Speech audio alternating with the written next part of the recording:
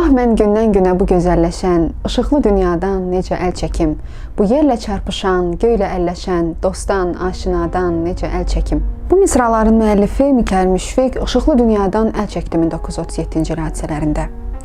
Yerlə çarpışıb göylə əlləşən dostları ilə birgə repressiya qurbanı edildilər. Bu isə neçə istedadlı yazıcımızın, şairimizin yeni dövr yaratmağına mane ola bilmədi. Çünki biz indi də onlardan danışırıq, onların həyatını gənclərimizə nümunə göstəririk.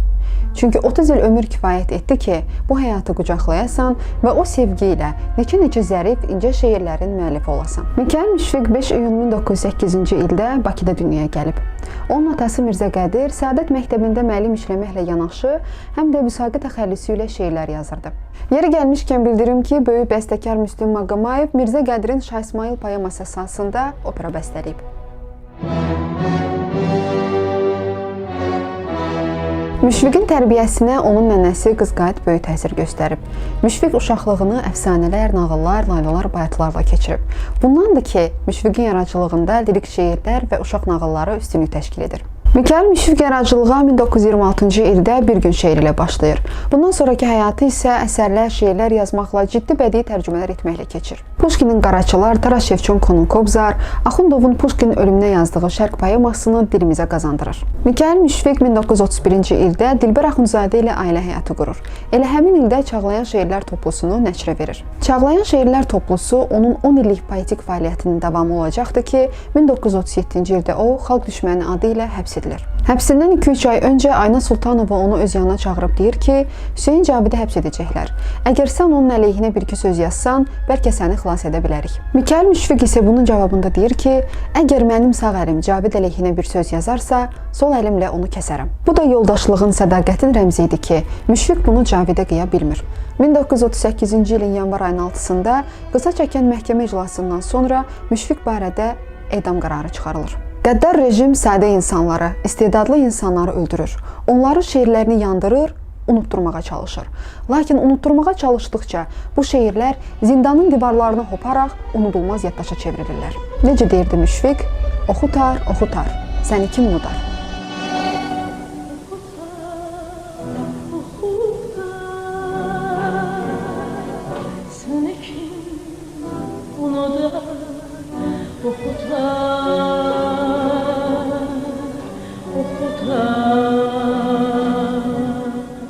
Mikail Müşfiqin digər məşhur şeiri isə Yenə o bağ olaydıdır. Deyilənlərə görə bu şeir Dilbər Axundzadəyə yox, Ənvər Məmmədxanın bacısı Arifə Məmmədxanlıya həsr edilib. Bu şeirin yazıldığı bağ isə Əhməd Cavadın, Hüseyin Cabidin, Cəfər Cabbarlının toplaşdığı bağ idi. Bu sirri neçə illərdən sonra Arifə xanım özü publisist Rafael Hüseynovaya etiraf edir. Bir gün mən kollecdən qaydanda Sabir bağının yanında Müşfiqi gördüm. Müşfiq məni gülümsəyərək dedi ki, nə xoş bir təsadüf, məndə sənə çatası bir şeir var. Bu şeiri verirəm sənə. Heç yadımdan çıxmaz. Aldım, qoydum çantama. Axşam isə vərəqi açıb gördüm ki, yazılıb. Arifəyə yenə o bağ olaydı. Düşündüm görəsən bizim bağdan mı yazıb? Neçə illər bu şeiri özümdə saxladım. Lakin evləndikdən sonra cırıb atdım. Bu şeirin niyə yazıldığı, kimə yazıldığı yox, onun verdiyi hisslər də daha da dəyərli olan. Çünki bu şeir ruhumuzu dindirir, bizi sevindirir, ruhun gizli ehtiyaclarından söhbət açır.